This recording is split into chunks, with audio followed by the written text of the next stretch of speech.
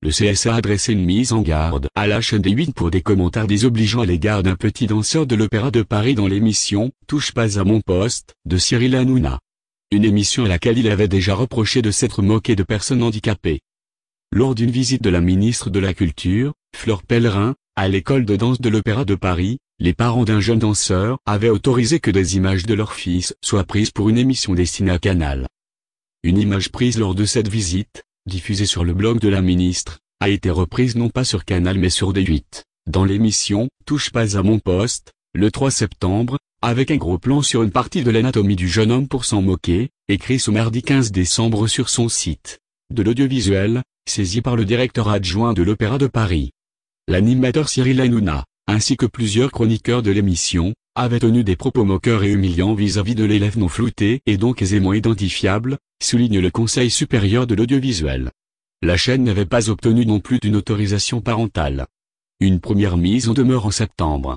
Dans un courrier, le propriétaire de D8, Vincent Bolloré, a fait part au directeur de l'Opéra national de Paris de son attachement au respect et à la dignité des personnes présentées dans les émissions, et indiqué qu'il veillerait à ce que de tels incidents.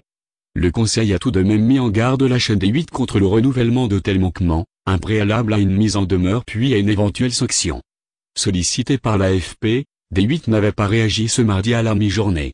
La chaîne avait déjà été mise en demeure en septembre, par le CSA, à la suite de la diffusion dans TPMP d'une séquence consacrée à un groupe participant à l'Eurovision, dont les membres étaient atteints d'autisme et de trisomie. Et dont Elie Semoun, l'un des invités de l'émission, s'était moqué. Le Conseil avait considéré que ces propos étaient de nature à stigmatiser un groupe de personnes, du fait de leur handicap, et à alimenter les discriminations.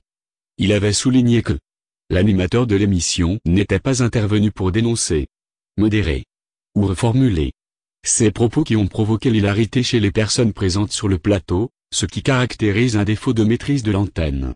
Une source du 15 novembre 2015.